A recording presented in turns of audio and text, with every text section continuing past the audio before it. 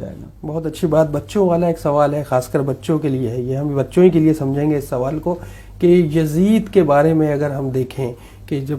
کسی نے وہ نوحے کے کچھ الفاظ میں کسی نے اپنے لال کا یزید نام نہ رکھا، تو یزید میں برائیاں کیا تھیں، وہ کتنا برا تھا، اور ہمارا فریضہ کیا ہے؟ بے شک، جیسا آپ نے خود کہا کہ یہ بہت بنیادی سوال ہے کہ یزید کی خامیاں اور خرابیاں کیا تھیں۔ یوں دیکھا جائے تو دنیا کی ہر خرابی کے مجسمے کا نام یزید ہے، مگر کچھ ایسی باتیں تھیں کہ جو اگر ذاتی طور پر وہ کرتا تو شاید امام حسین اتنی توجہ اس کے اوپر نہ دیتے،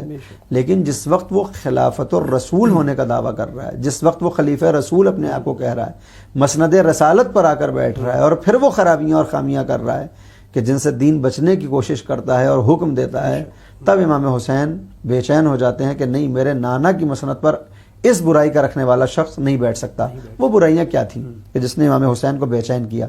یزید کھلے عام شراب پیتا تھا،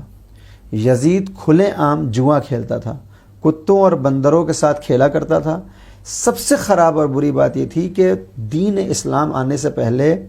یعنی پیغمبر اسلام کے دین پیش کرنے سے پہلے، جب عرب کے یہاں کوئی کلچر نہیں تھا تو ان کا ایک دستور یہ تھا کہ جب باپ مر جاتا تھا تو اس کی وراثت تقسیم ہوتی تھی، اس کا مال تقسیم ہوتا تھا اولاد میں، اس کی زمینیں اس کے بیٹے اور بیٹیاں بانٹ لیا کرتی تھیں۔ اس وراثت میں جو باپ نے اپنی کنیزیں چھوڑی ہیں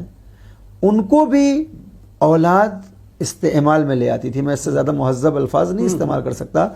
باپ جو اپنی کنیز چھوڑ کے جا رہا ہے تو اس کو بالکل مال کی طرح سے تقسیم کرتے تھے کہ جیسے وہ استعمال کر رہا تھا اب ہم استعمال کریں گے، درعین حال کہ وہ اس کی ماں کا درجہ رکھتی تھی۔ اسلام جب آیا تو اس نے عورت کو میراث اس طرح سے بٹنے سے منع کر دیا، اور یہ کہا کہ نہیں، یہ ایک صاحب کردار کے لیے بڑی اذیت ناک بات ہے کہ باپ پہلے اس کے ساتھ ایک ریلیشن بناتا ہے اور پھر اولاد میراث میں آنے کی بنیاد پر اس کے ساتھ وہی تعلقات رکھے۔ دین نے اس کو حرام کیا اور سزا مقرر کی۔ یزید جس وقت تخت خلافت پر آیا تو اس نے پہلا کام یہ کیا کہ اپنے باپ اور اپنے دادا کی کنیزوں کو اپنی کنیز بنانا شروع کیا۔ یہ حیوانیت تھی، یعنی آپ دیکھیں کہ کوئی بھی انسانی مزاج رکھنے والا یہ کبھی نہیں چاہے گا کہ کل تک جسے وہ ماں کہہ رہا تھا آج اس کو وہ اپنی زوجہ کی صورت میں دیکھے۔ یہ عوام کو نظر نہیں آتی تھی اس کی یہ خرابیاں، اندھے تھے، وہ اپنے آپ کو رسول کا جانشین بتاتا تھا، وہ جو کہہ رہا ہے اسی کو دین سمجھتے تھے۔ یعنی 50 برس میں یزید کے خاندان نے شام والوں پر اتنا کام کیا تھا کہ اب یہ کچھ بھی کریں کسی کے اوپر کوئی فرق پڑنے والا نہیں تھا۔ اور ہم نے شام کی کیا بات کریں گے، مدینے والے بھی تو خاموش تھے،